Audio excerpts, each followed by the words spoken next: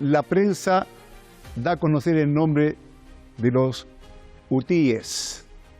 Así habla la prensa occidental hegemónica, de los hutíes, quienes estarían teniendo una actitud prácticamente guerrerista, cavernaria, ¿no?, de impedir el paso de santos barcos, buques cargados hacia los puertos de la Palestina ocupada por la entidad sionista.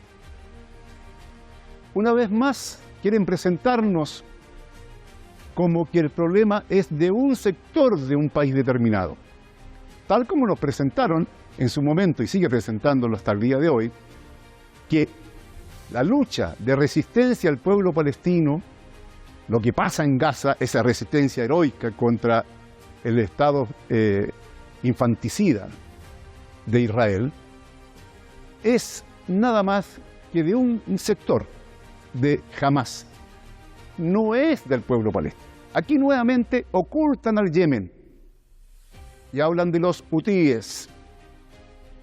Pero no pueden ocultar la majestuosidad de un país heroico que estuvo casi una década luchando contra Arabia Saudita, los Emiratos Árabes, Inglaterra, Estados Unidos, incluso el sionismo, en una guerra desigual, que salió vencedor.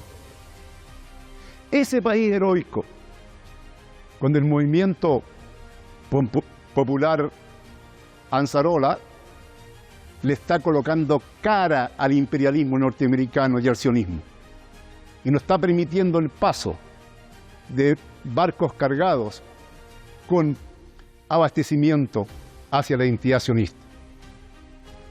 Estados Unidos ha formado una coalición, una pequeña coalición, porque ellos hablan de grandes coaliciones, una pequeñita, ¿no?, con países que no son ni siquiera la zona.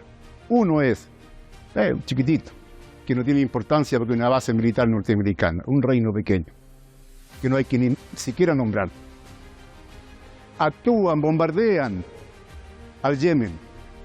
¿Qué van a hacer? ¿Creen que el Yemen se va a poner de rodillas? No saben con quién se están metiendo. La verdad, las cosas, que abrieron los norteamericanos las puertas del infierno. Ellos no van a poder transitar, simplemente por las costas del Yemen. Porque más allá de los aviones, de los bombardeos desde el mar, Estados Unidos no puede hacer otra cosa. La cobardía de los ingleses y de los norteamericanos le impiden entrar en territorio yemenita. Saben desde que de ahí no salen. Esa es la realidad. Yemen actúa así con un principio fundamental de la humanidad: ser solidario, sentir el dolor y la lucha del otro como la propia. Ellos actúan de esta manera contra la entidad sionista porque entienden que la lucha del pueblo palestino por recuperar su territorio contra el ocupante sionista es la lucha de todos los pueblos y todos debemos asumirla, al costo que sea. Eso está demostrando Yemen. Ahí los pueblos latinoamericanos y los pueblos del mundo en general tenemos un ejemplo a seguir. Fíjense ustedes que en este instante la Shell, la compañía inglesa de petróleo, ya no puede pasar por la zona, no pasa por ahí. La compañía Michelin, francesa, que fabrica neumáticos, su planta en España paralizó por no tener insumos. Están pagando caro la osadía de querer seguir masacrando al pueblo palestino. Esto es Negro y Blanco por Hispan TV. Soy Eduardo Artés.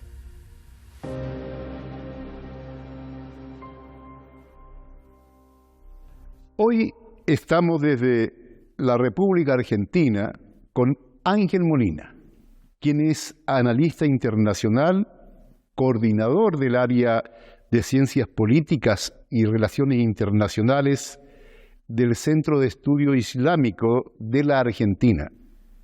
Él cuenta además con una maestría en Ética Islámica en la Universidad al-Mustafa de Irán. Bienvenido a Negro y Blanco por Hispan TV.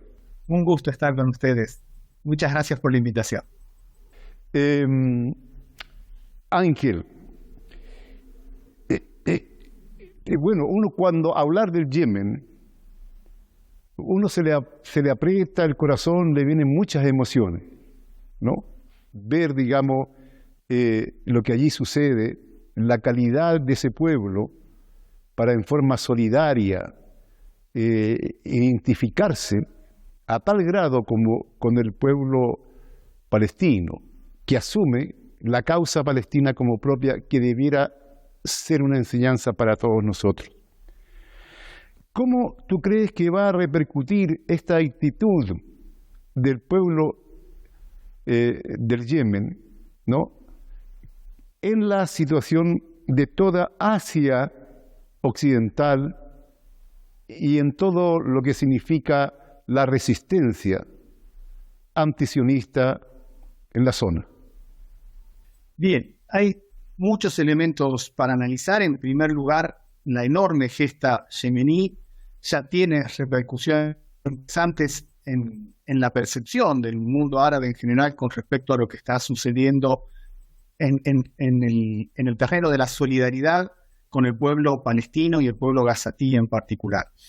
Lo que han logrado, sin lugar a dudas, en primer lugar, estas acciones yemeníes en el Mar Rojo, es poner al descubierto de una manera clarísima la muy poca voluntad de acompañar la causa palestina de los gobiernos de la región. Esto los ha desnudado frente a sus propios pueblos. Recordemos nosotros que estamos hablando de Yemen, país que en términos de números y en términos económicos es el país más pobre de la región, que acaba de soportar ni más ni menos que una larguísima guerra, una invasión encabezada por Arabia Saudita, un país que ha resistido con el 85% de su población dependiendo de la ayuda internacional para comer.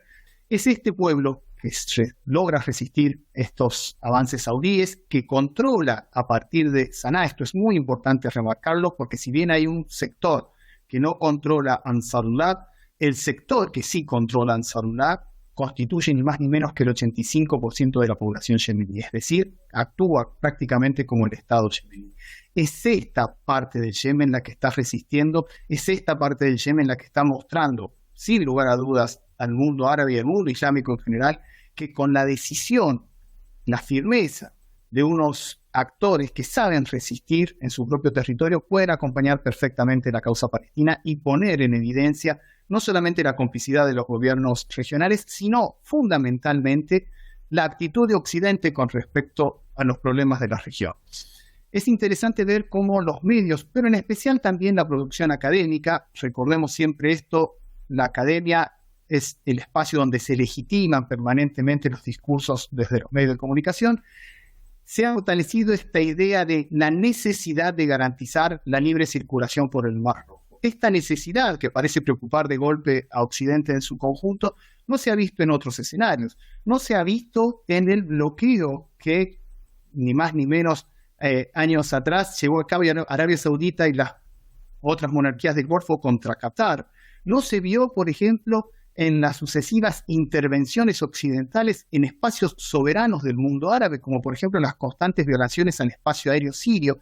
Esta preocupación por cierta circulación en ciertas áreas en particular muestra también el grado de hipocresía occidental a la hora de analizar y de enfrentar los desafíos regionales que supone la avanzada israelí sobre el territorio gazatí y la legítima resistencia acompañando al pueblo de Gaza que encabeza fundamentalmente el pueblo yemení. Es muy interesante cómo se permite a Occidente encabezar coaliciones violando soberanías nacionales, pero se pone incómoda y actúa en bloque frente a una solidaridad internacional cuando se manifiesta entre los pueblos que están siendo oprimidos. Esto desnuda de alguna manera esto que tan cínicamente se llama el orden internacional. Sin lugar a duda, las fuerzas imperialistas, fundamentalmente Estados Unidos y Reino Unido, actúan en forma matonesca y cobarde. En primer lugar, porque el gobierno de unidad nacional del Yemen no ha negado el tránsito marítimo Lo que sí ha negado el tránsito a quienes van y llevan carga hacia los territorios palestinos ocupados por la identidad sionista. Exclusivamente. Pues ahora, claro está, después de los ataques, ¿no es cierto?, que se han producido por parte de Estados Unidos e Inglaterra, todo objetivo norteamericano e inglés es considerado un objetivo militar para Yemen. Y cuando decimos Yemen, es Yemen, porque la prensa habla mucho, ¿no es cierto?, de los hutíes. ¿Qué te parece esta utilización mañosa? Lo mismo que pasó, ¿no es cierto?, con Hamas, tratando de hacer aparecer que es una fracción nada más del pueblo palestino, y en este caso como una fracción del pueblo en Yemenit. Es una pregunta excelente. Realmente es una muy buena pregunta. Hay una necesidad desde las distintas fuerzas de ocupación, esto ya sucedió en otros escenarios y lo han intentado llevar a cabo también actores regionales como Arabia Saudita. Hay una necesidad de compartimentar la resistencia, es decir, encapsularla.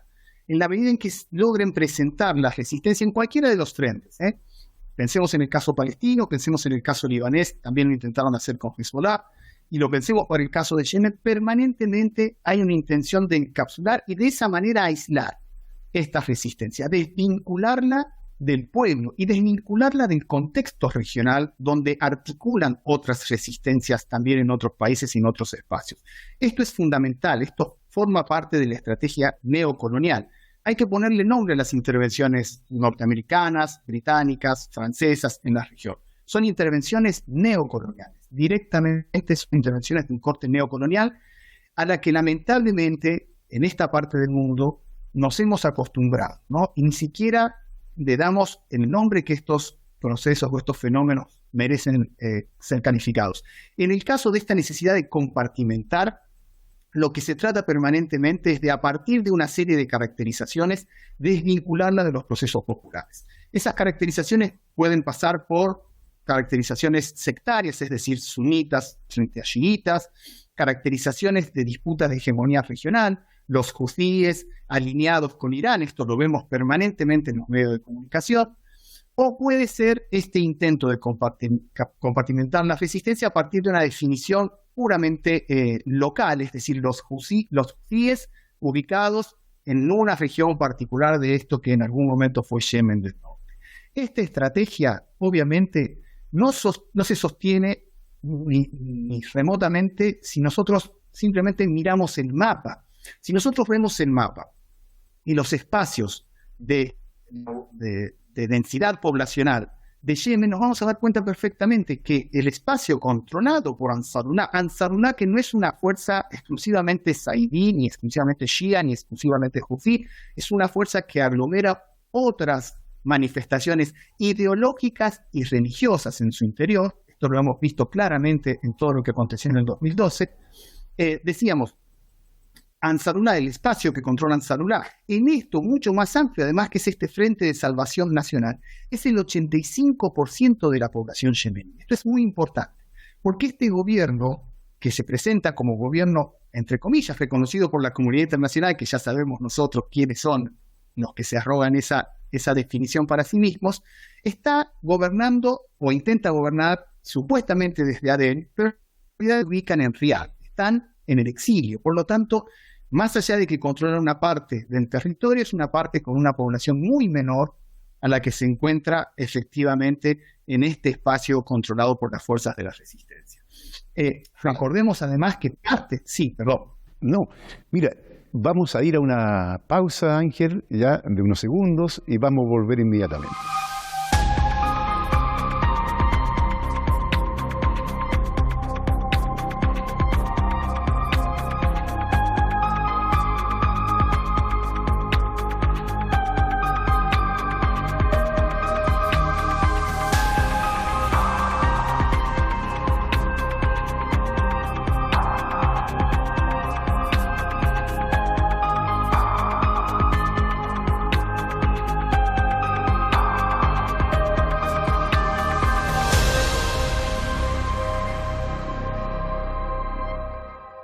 Estamos volvemos, ¿no es cierto?, con Ángel Molina, analista que está en Argentina, que nos está, ¿cómo se llama?, compartiendo la parte esencial de lo que significa la manipulación, ¿no es cierto?, cuando se caracterizan como grupos sectarios y no se ve el tema de la unidad. Allí, en Yemen, está un gobierno de salvación nacional, hay un ejército, hay instituciones, en fin, incluso dentro del movimiento popular, Ansarullah, hay chiitas, sunitas y gente de otros grupos religiosos sin religión. Es evidentemente una organización de carácter popular y nacional yemita. A ver, la neutralidad solo sirve a los agresores imperialistas y sionistas. Esto lo está demostrando claramente Yemen, a un precio grande, porque ellos tienen una experiencia, estuvieron casi una década peleando. Más de 400.000 muertos, algunos a través de los bombardeos, porque por tierra siempre fueron muy cobardes los, ¿cómo se llama?, de Arabia Saudita, en fin, etcétera, ¿no? Igual que los gringos ahora y los ingleses, no se atreven, más allá de bombardear desde el mar y desde lo que es el aire, no se atreven a entrar, ¿no? ¿Qué característica, qué otro elemento nos puedes entregar tú para comprender esta actitud tan militante? Bien, ahí para comprender la vinculación entre el pueblo yemení, en particular en la zona donde están ubicados este 85% de la población yemení, que es lo que históricamente ha sido Yemen del Norte. Este espacio tiene una cohesión cultural e histórica muy fuerte, muy profunda. Recordemos nosotros que ha sido hasta 1962 uno de los espacios gobernados por una misma línea dinástica más extenso que ha tenido el mundo árabe islámico, que fue esta monarquía zaidí, que finalmente cae por un movimiento republicano en 1962. Pero son procesos muy largos de cohesión cultural, de unidad también en términos religiosos. La expresión zaidí es una expresión muy interesante dentro de la Shia y que ha logrado fundamentalmente mantener espacios de soberanía muy profundos, no solamente en estas últimas décadas, sino incluso ya cuando estaban bajo administración o control otomano. El grado de autonomía que tuvo esta región siempre fue muy alto. Eso hace que nosotros podamos explicar también